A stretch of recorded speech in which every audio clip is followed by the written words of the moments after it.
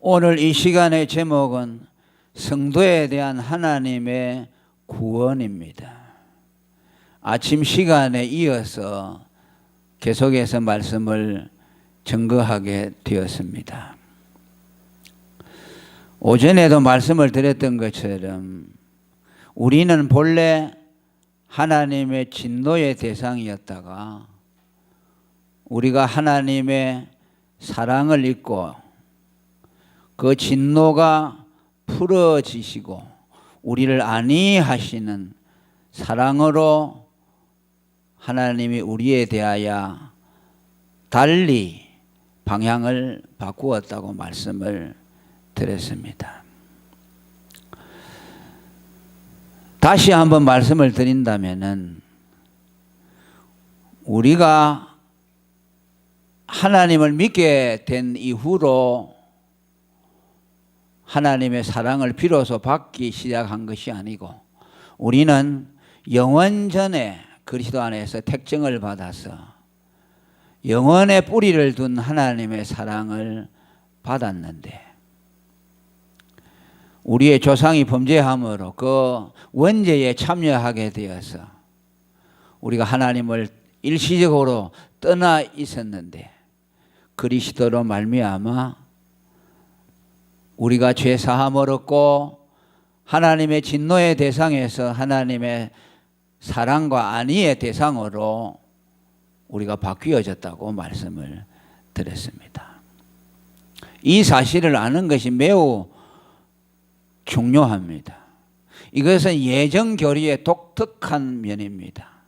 다른 예정교리를 알지 못하는 사람은 이 말씀을 생전 처음 들어볼 것입니다. 이런 말을 하지 않지요.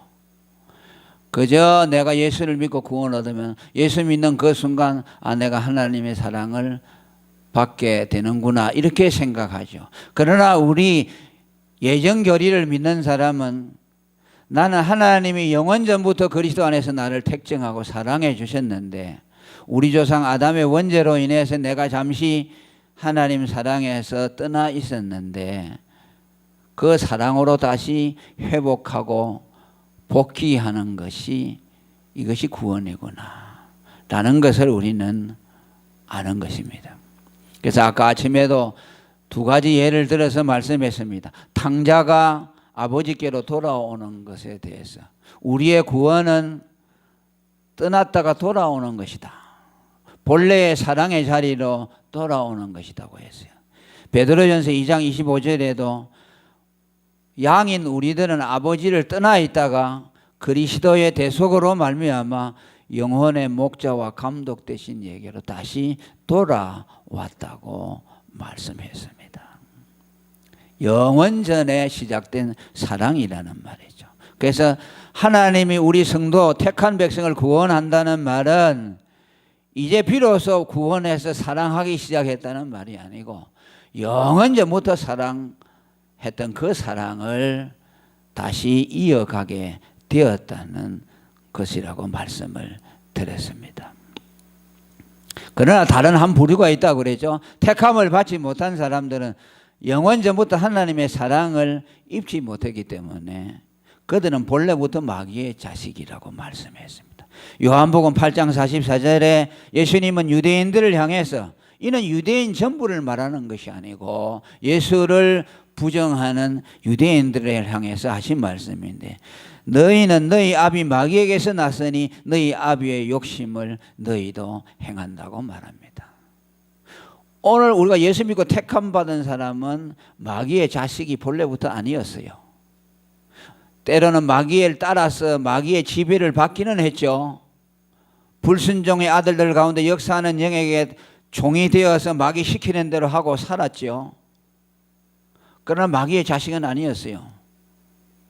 잠시 하나님의 사랑에서 이탈해서 일시적으로 있었던 것 뿐이죠.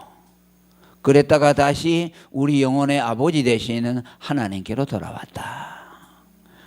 구주 예수 그리스도의 피뿌림을 받아서 그렇게 됐다고 말씀을 드렸습니다. 이것을 하는 것이 매우 중요하다는 것. 이것을 다시 한번 기억하시기를 바랍니다. 두 번째로 2절에 보니까 하나님의 구원에 대해서 말씀합니다. 1절에는 뭐야? 하나님의 진노를 말하다가 2절에 하나님의 구원. 보라, 하나님은 나의 구원이로다. 하나님은 우리가 당신을 일시적으로 떠났을 때 진노할 수밖에 없었고, 그러나 우리가 그리스도의 피뿌림을 받아서 하나님께로 돌아오게 되었을 때, 하나님의 진노가 풀어졌을 때 하나님은 우리를 안위하는 자가 되시고 우리의 구원자가 되셨다는 뜻입니다.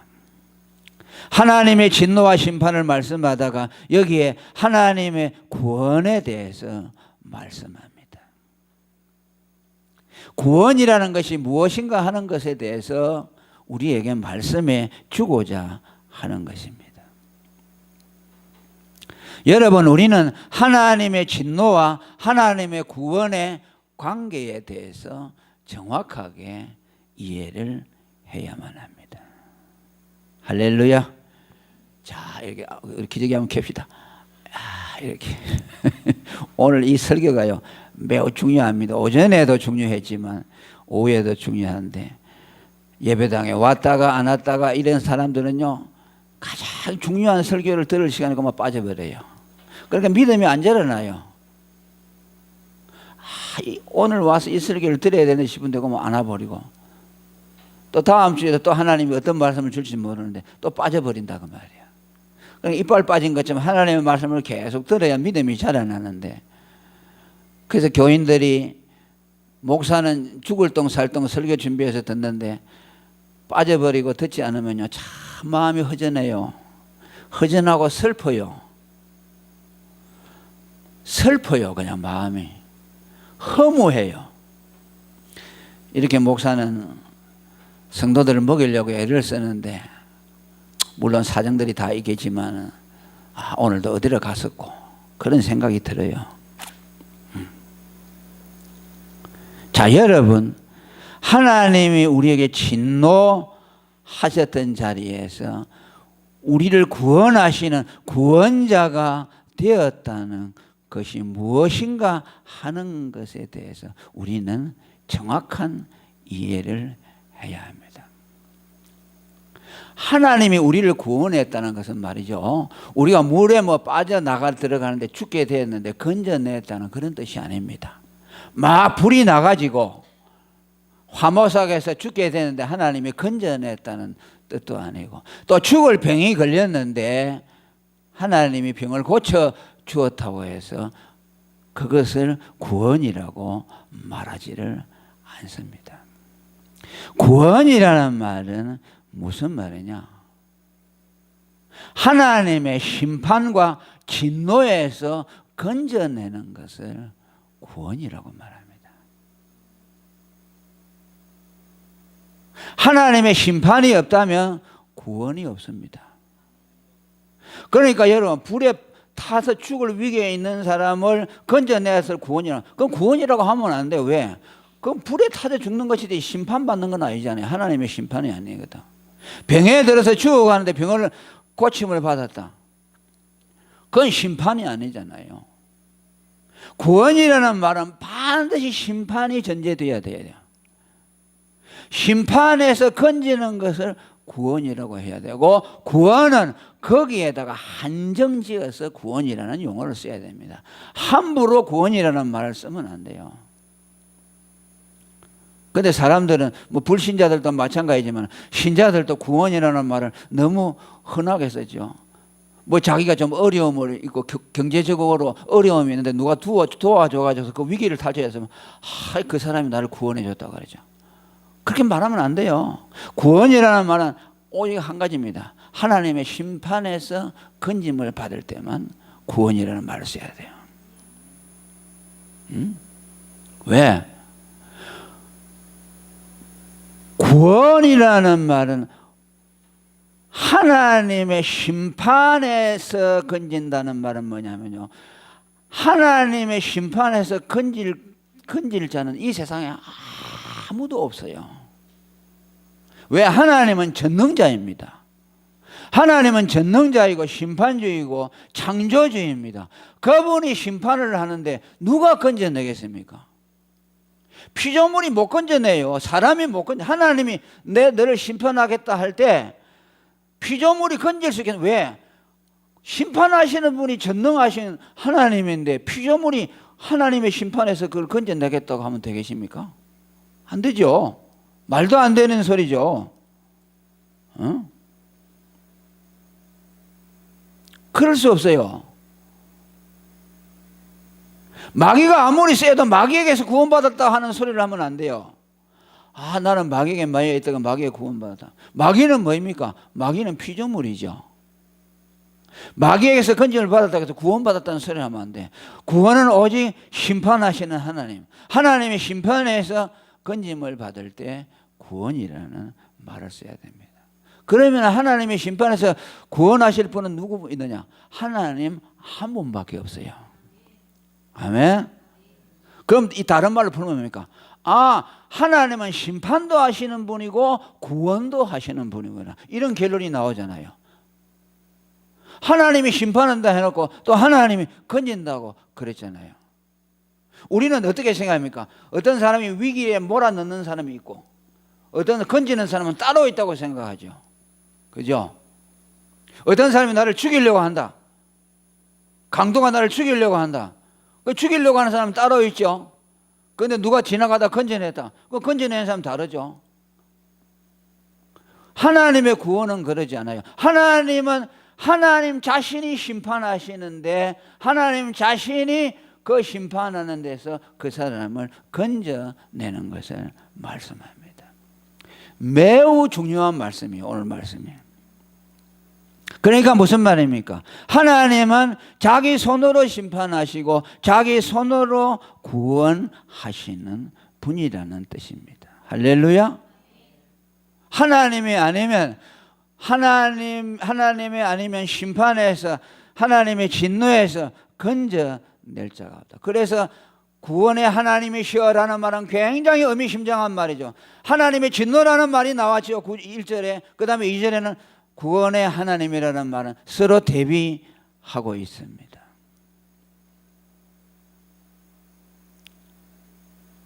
그러면 하나님이 죄인에게 대해서 심판을 하시고 하나님이 죄인에 대해서 건져내신다 하는 말씀은 무엇 때문에 그렇습니까?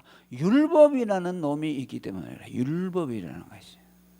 그래서 이 세상에 제일 무서운 것이 뭐냐면 율법이요. 자, 다시 말하면 율법이 있기 때문에 뭐랄까 죄가 생겨났죠. 안 그래요? 율법이 없으면 죄가 없어요. 범법도 없어요. 법이 있으니까 법이 어겼다 그런지. 우리나라도 율법이 있으니까 법을 어기는 거죠. 율법이 없으면 법 저촉받지 않죠. 지금도 여러분 법에 없는 죄가 있어요. 그 범에도요 국가에서 그 사람이 심정으로 저 사람 저 분명히 죄를 지었는데 벌을 못 주는 것이요. 그 율법이 중요하죠. 자, 심판이라는 거 어디서 나왔습니까? 율법에서 나왔죠. 하나님이 율법을 내셨고 그 율법을 어긴 결과로 심판이 오는 것이죠. 죄의 싹은 사망이라. 태초에 선악과 언약을 통해서 하나님이 아담과 하와에게 주신 것이죠. 그것이 이제 불문법이죠. 말로가 했지 책으로 쓰지 않았어요. 너 이거 먹으면 죽는다. 안 먹으면 산다. 말로 했죠. 그래서 그걸 불문법이라고 하죠. 성문법은 언제 나왔습니까? 십계명을 주실 때 두 돌판에다가 하나님이 손가락으로 돌에다가 새겼죠. 그건 문서로 딱 된 거죠. 돌에다가 딱 새겨놨죠. 그걸 성문법이라고 하죠. 그러니까 성문법 이전에 불문법이 있었어요. 그러니까 왜 아담이 죄인이 되었습니까? 선악과 열매를 따먹지 말라고 했는 율법을 내었는데 그걸 어겼기 때문에 죄인이 되고 죄의 싹신 사망이 왔어요. 죽음이 왔어요. 왜 죽음이 왔습니까? 하나님이 이 먹으면 죽는다고 했는데 그 말씀을 어겼기 때문에 죽음이 온 거예요. 아담 한 사람이 온 거 아니고 인류 전체에게 죽음이 왔어요. 율법이죠. 그게 어디 나왔습니까? 하나님에게서 나왔습니다. 율법은 하나님의 성품입니다. 하나님의 속성이 율법 안에 있다. 그 뭐냐? 그만큼 완전하신 분이라는 뜻이죠. 그러면 우리를 구원해 내려면 사실은 뭡니까? 율법에서 구원해 내는 것이요. 하나님의 진노에서 건진다는 말은 다른 말로 하면 하나님의 율법에서 건지는 것이요. 왜? 율법이 죄인이라고 정죄하고 그 사람에게 사망을 주고 하나님의 진노가 임하게 하니까. 그러려면 그 사람을 심판해서 건지려면 뭡니까? 율법이 그 사람을 보고 죄가 없다고 인정을 해줘야 돼요. 아멘. 심판을 받아가지고 율법이 없다고 해줘야만 하나님이 그 사람을 구원해 낼 수가 있어요. 하나님도 구원을 못해요. 율법을 어긴 사람을 구원해 낼 수가 없어요. 왜? 하나님이 법을 어기는 것이 되잖아요. 율법을 어겼는데 그냥 구원해 주면은 율법을 하나님 자신이 어기니까 하나님이 그렇게 못해요. 그러니까 어떻게 해야 돼요? 율법을 어겨서 하나님의 진노 아래 심판을 있다고 말이에요. 그러면은 그 진노와 심판을 내서 건져내려면 어떻게 되고? 그냥 무시하고 법은 그랬지만 야 이놈 나 이놈 살려야 돼 하고 하나님이 그 율법에서 우리를 끄집어내서 할 수가 없어요. 율법을 무시하고. 그럼 뭐 어떻게 해야 됩니까?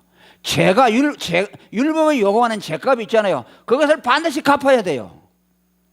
아멘.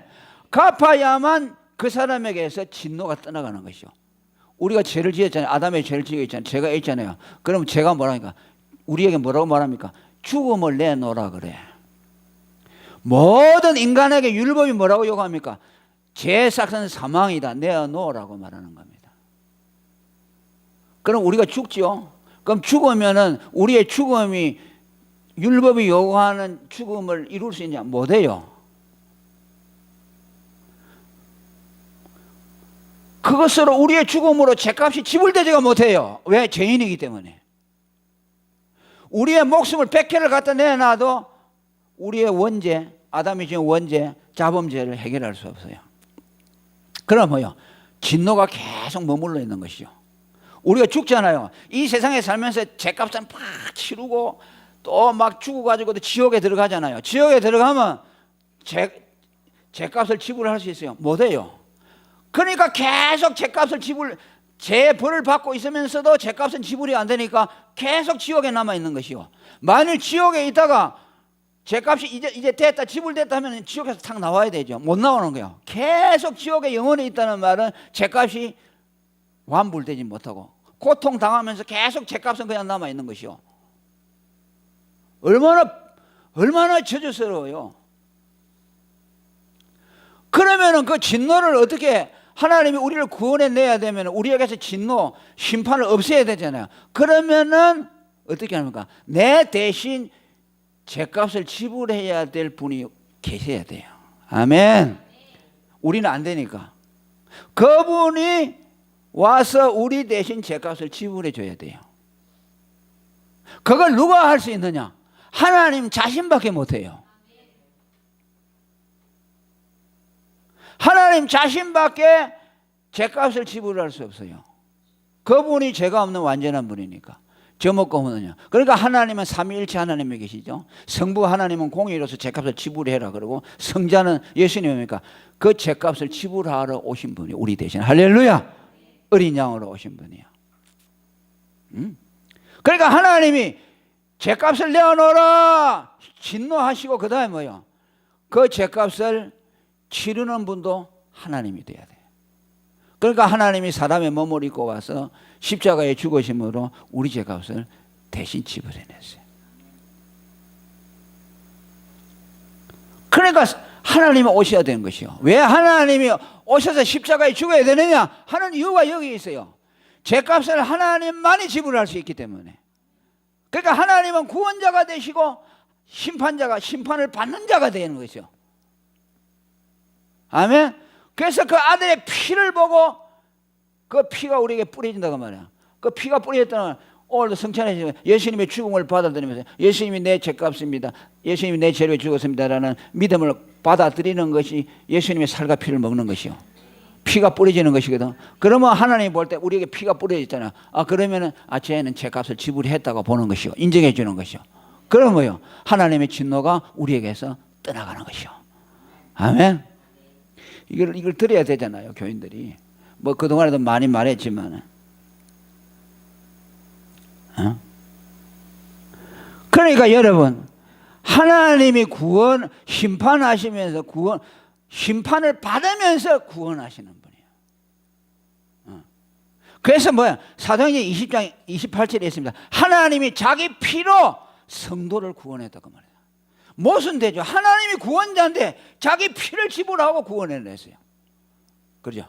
자기 피로 사신 교회라고 한 것은 자기 피를 흘려서 성도들을 구원해냈다.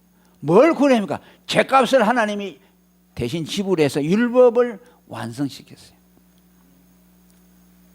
그것이 예수님이 하신 일이죠. 계시록 5장 9절에도 일찍 죽임을 당하사 각 족속과 방언과 백성과 나라 가운데서 사람을 피로 사서 하나님께 드리시고, 할렐루야. 예수님이 우리들의 죄를 위해서 피를 흘려주셔서 그 피를 흘림으로 하나님의 진노를 풀어지게 해서 우리가 하나님의 것이 되도록 만들어주셨다. 그것이 예수님이 피로 사서 하나님께 드렸다는 뜻입니다. 그러니까 뭐야? 하나님은 우리를 구원자인 동시에 우리를 구원하기 위해서 하나님 자신이 심판을 받아내셨다는 말씀이에요. 기가 막힌 노릇 아닙니까? 이런 일이 세상에 어디 있습니까? 그러니까 다른 말로 하면요, 누가 심판을 받을 수가 있는 자격자냐? 구원할 수 있는 자만이 심판을 받을 수 있는 자격자가 돼요. 벌을 받을 자격자는 누구냐? 구원할 수 있는 자격자요. 그러니까 하나님은 구원자이시면서 동시에 심판을 받는 분이요,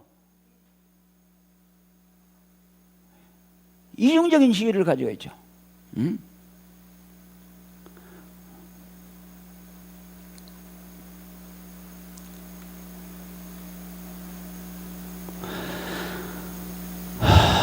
우리가 이걸 가만히 생각해 보면 참 기가 막히고, 하나님이 어떻게 이렇게 하셨을까? 하나님이 이 방법 외에는 왜 이런 방법으로 우리를 구원하셨을까? 생각할 때 이 방법 외에는 구원의 길이 없어요. 하나님 자신이 와서 벌을 받지 않으면 하나님이 우리를 구원해낼 수 없어요. 왜? 율법이라는 것이 너무나 엄중하기 때문에. 하나님이 율법을 내신 분이기 때문에 율법을 거실 수가 없잖아요. 그러니까 사랑하는 아들이지만은 예수님은 하나님과 한 분이시요, 일체이시요, 한 분이신데 세 인격을 가지신데 그 삼위의 관계는 우리가 다 이해할 수가 없어요. 그분이 하나님 아닙니까? 하나님의 아들이시고 하나님이신데 그분이 십자가에 달려서 죽으셔야 해요. 그런데 하나님이 그를 외면하고 버렸어요. 저주받을 자로. 그리고 그 아들이 피를 흘린 것을 보고 만족하게 여기셔서 그가 아들이 위해서 흘려놓으신 그 피가 뿌려진 자들에게서 모든 진노가 다 그쳐져 버려요. 본래 사랑했던 그 사랑으로 이제 더 사랑이 더 커졌죠. 왜? 아들의 피가 뿌려졌기 때문에. 아멘? 더 사랑하죠. 어찌 그들을 가만히 버려둘 수가 있겠어요? 본래부터 사랑했는데 피가 뿌려졌으니까 더 아들의 희생이 들어가 있으니까 얼마나 왜 천하보다 귀한 생명이 되죠. 그러니까 그 생명이 하나님이 그냥 내버려, 네 알아서 천국 네 알아서 가거라, 그렇게 하겠습니까? 성령을 보내주셔가지고 주의 종들을 보내서 끊임없이 말씀을 주시고 믿음을 주시고 인내하게 하시고 세상에 어려움이 많이 오지만 결코 믿음을 지키게 하죠. 아멘. 우리 같으면요 벌써 믿음 한번 12번도 더 포기했을 거예요. 그냥 이거 뭐 안 믿어버리란다, 안 믿어, 뭐 하나님 믿어봐야 뭐하러 샀고 이런 생각해 그냥. 그렇죠. 하나님이 그렇게 못하잖아요. 그냥 막 죽어도 가잖아요. 아멘. 아주 그냥 고난에 발자취고 그냥 막 험난해도 가잖아요. 그 우리가 갑니까? 하나님이 가게 하는 거죠. 응? 그러니까 하나님의 구원이라는 것이 이렇게 위대한 겁니다. 여러분이 구원받았다는 말을 함부로 쓰면 안 돼요. 어떤 사람들은 우리를 마귀에게서 건지기 위해서 예수님이 십자가에 죽었다. 마귀에게서 구원한다. 우리가 마귀에게서 구원받았어요. 하나님에게서 구원받았죠. 그들은요 진짜 이단 새끼들이요. 마귀에게서 구원받았다고 하는 것은요,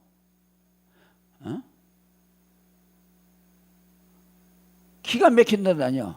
마귀 속상설이라고 하는데, 그 어거스틴이라는 사람도 그런 말을, 비슷한 말을 했는데, 그걸 따라하는 사람이, 뭐 어거스틴은 그 사람이 뭐 다 옳은 건 아닌데, 그런 거 해가지고, 어거스틴도 그랬다 그래요. 마귀 때문에 죄를 지었잖아요. 마귀가 끼어서 죄를 지었기 때문에, 마귀에게 죄를 짓게 한 자가 마귀이기 때문에, 예수가 죽어가지고서 마귀에게 피값을, 죄값을 갚아야 된다고. 그건 뭐요? 그건 마귀에게서 구원받는 것이죠. 따라합니다. 우리의 심판자는 하나님이시고, 우리의 구원자도 하나님이시고, 우리를 위하여 심판을 받을 자도 하나님이시다. 그 세 가지죠. 하나님은 심판자요, 구원자요, 심판을 받는 자요. 기가 막히죠. 그러니까 여러분, 예수님이 뭡니까? 제사장이면서 어린 양이요. 제사장이 뭡니까? 제물을 갖다가 하나님께 바치는 자 아닙니까? 그런데 예수님은 제사장이요. 하나님과 우리 사이에 화목제물이 돼 제사해야 되는데 뭐요? 예수님 자신이 또 제물이 됐잖아요. 하나님 앞에 가서 우리 죄를 용서해 달라고 호소하는 제사장인데, 그 예수님 자신이 짐승이 되죠. 제물이 되죠. 그러니까 예수님이요, 제사장이면서 양이 돼가지고 같이 가는 거예요. 제사장과 양 속에 예수님이 다 있어요. 그것도 특이하잖아요. 성경에 그랬잖아요. 예수님이 어린 양이라고 했잖아요. 아니, 제사장이 어떻게 어린 양이 되나? 그와 같아요. 구원자가 심판받을 자가 되는 것이요. 또 아브라함에게 여러분, 하나님이 제물을 아들 보고 바치라 그랬잖아요. 그런데 잡으려고 하니까 너 타치해라. 그게 뭐예요? 옆에 수양이 음매하고 수풀에 걸려있다. 저걸 가려다가 내게 바치라 그랬죠. 하나님이 뭐라 그랬어요? 제물을 요구했죠. 바치라 그랬죠. 그런데 뭐예요? 자기가 제물을 친히 준비했죠. 여호와 이래죠. 우리 보고 죄값을 갚으라 했는데 하나님이 갚아주었어요. 성자가 오셔서 갚아줘요. 율법은 우리 보고 제사장 삼아야 내놓으라 그랬잖아요. 하나님이 우리 보고 내놓으라 그랬잖아요. 그런데 하나님이 우리 보고 요구 안 하고 어떻게 했어요? 자신이 와서 죄값이 되어 주었어요. 이런 일이 어디 있어요? 그걸 하나님의 사랑이라고 하잖아요. 로마서 5장에 우리가 아직 죄인 되었을 때 경건치 않은 자를 위해서 의로우신 예수님이 죽었다. 하나님은 이로써 하나님이 우리에 대한 사랑을 확증했다. 아들을 내준 것이 사랑이죠. 그거 생각하면 가슴이 떨리고, 무슨 일이 있어도 감사해야겠다. 참을 불평하지 않아야겠다. 그런 생각이 안 듭니까? 그러다가도 또 약한 놈은 또 그러는데, 그게 또 하나님의 사랑을 생각하면 나를 살리려고 그렇게 희생해 주셨구나. 그걸 생각하면요, 고난도 이길 수 있어요. 그렇잖아요. 하나님이 나 같은 죄인 위해서 죽었는데 그보다 억울한 일이 어디 있습니까? 예수님이 무슨 대접을 받았습니까? 침뱉음을 당하고요, 매를 때리고 채찍을 맞고요. 그런데 뭐라 예수님이 말했어요? 틀 깎는 자 앞에 잠잠한 어린 양처럼 한 말씀도 대답 안 하고 가만히 있었어요. 누명을 썼지요, 악인으로. 그죠? 가만히 있었죠. 그 생각하면 우리는 너무나 가볍죠. 나도 생각하면. 조금만 하면 뭐 누가 좀 억울한 소리 하면 그냥 막 아주 그냥 못 견뎌 하고 그러죠. 예수님은 그거 다 참았잖아요. 참았잖아요.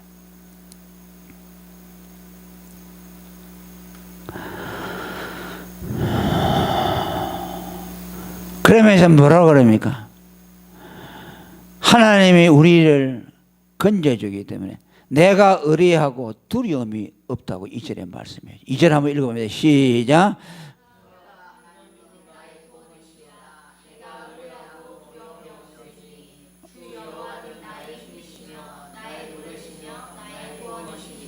아멘. 하나님만이 심판자가 되시고 구원자가 되시고 또 그분이 친히 우리 대신 심판을 받아서 우리를 구원했잖아요. 그리고 구원자는 하나님 한 분밖에 없다는 걸 생각할 때에 우리는 뭐냐? 내가 그분을 의리하고 두려움이 없어진다.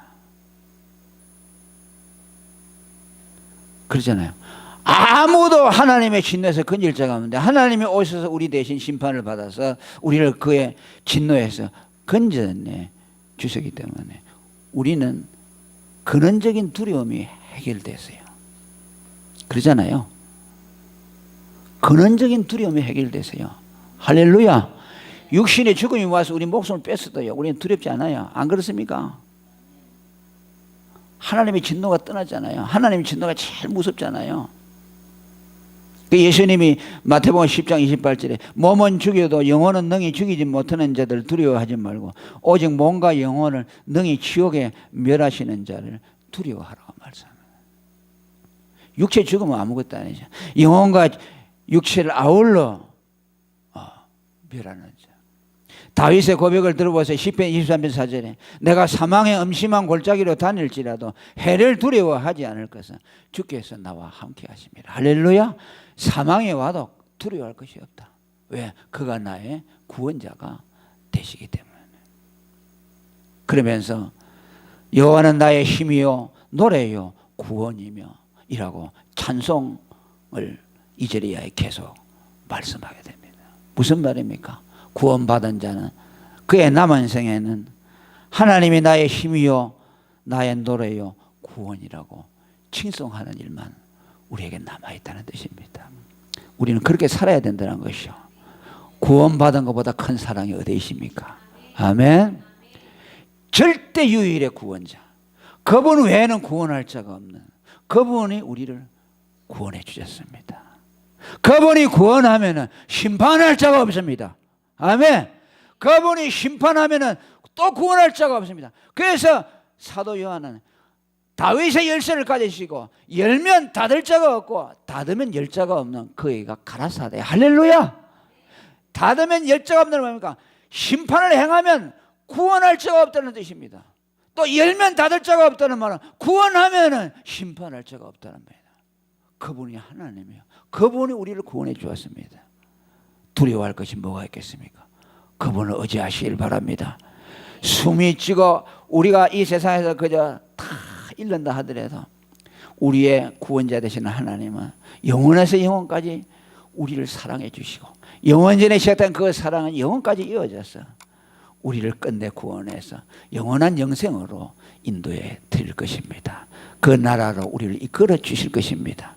이 나그네와 같은 세상 굴곡지고 때로는 바다도 만나고 풍랑도 만나지만 여러분 이것이 전부가 아니시라는 것을 아시기를 바랍니다. 하나님의 구원에는 영원에서 영원까지 이른다는 것. 할렐루야. 하나님의 사랑은 영원에서 시작되지 않았습니까?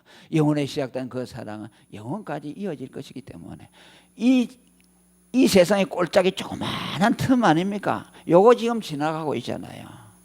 우리가 뭐 100년 산다고 해서 우리가 볼 땐 대단한 것 같지만 영원한 시간의 개념에 보면 이 조그마한 시간 통과하고 오는 것이요. 이거 지나가면서 어렵다고 죽겠다고 하고 낙심하지 말아야 돼요. 할렐루야. 다 지나가게 될 것입니다. 행복하게 살아도 한 세상 요거 지나가는 것이고 고통스럽게 살아도 요 한 시간 지나가는 것이요. 잘 견뎌 나갑시다.